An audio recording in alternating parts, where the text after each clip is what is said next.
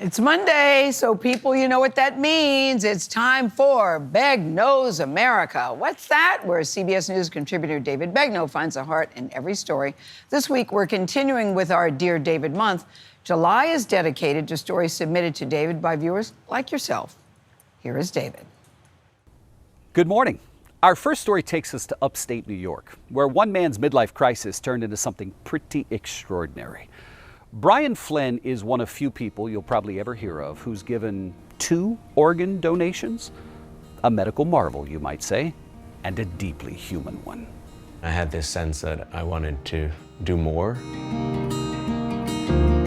When Brian Flynn was about to turn 50 and wondering what that more was, he came across a plea for help on social media. One of the teachers at our kids' school had posted about her brother Greg and that he was in search of a potential donor. 24-year-old Greg Dentise was in desperate need of a kidney transplant after a kidney infection at age 11 turned into kidney disease.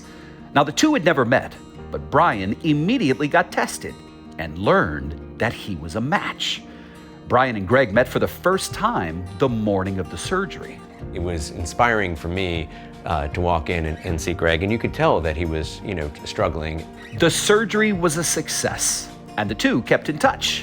In my life, there's been nothing more meaningful and rewarding than to go through that, because you're able to give of yourself to somebody else. So when I was texting with him, I said, hey, thank you so much. It was a great experience and so rewarding. And he said, if you liked it so much, I hear you can give away your liver. And I said, what? You only have one liver. How do you give away your liver?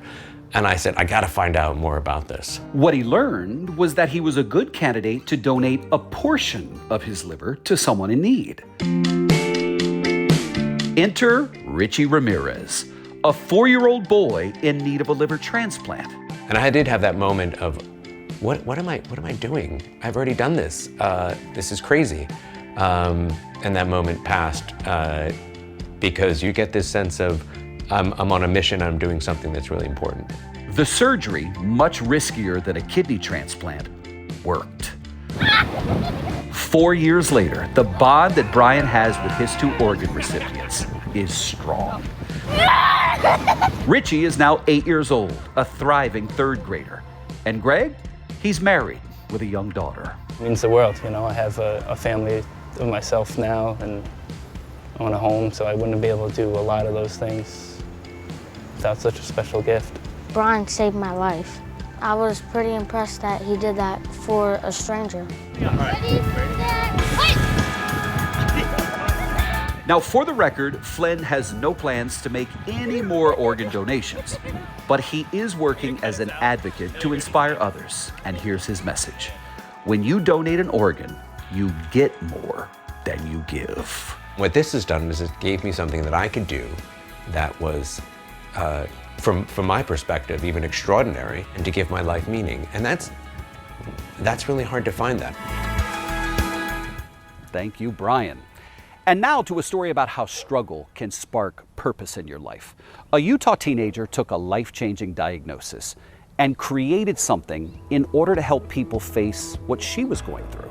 Rachel B. had a very active childhood, playing outside and working with animals.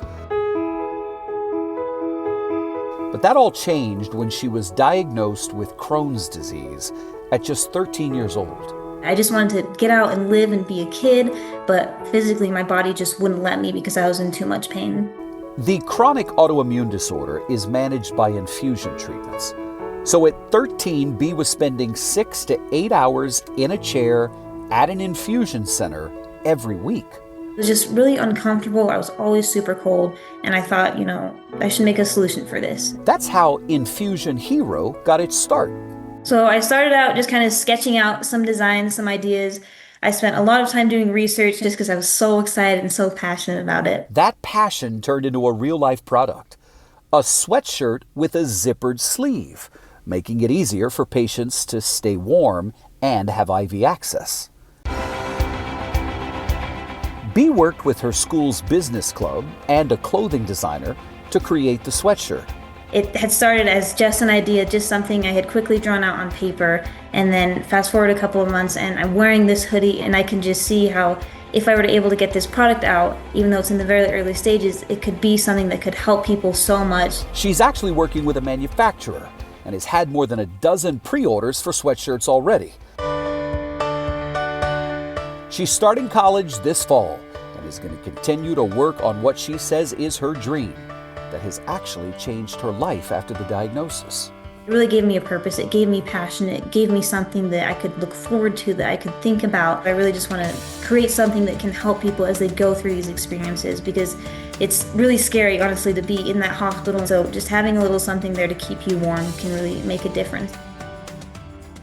Oh, Rachel, what you've created is more than a hoodie. It's heart. And our heart is with you as you head off to college, wishing you all our best. If you've got a story like Rachel's, we'd love to hear about it. Email us, would you? Dear David at cbsnews.com. I will see you next Monday.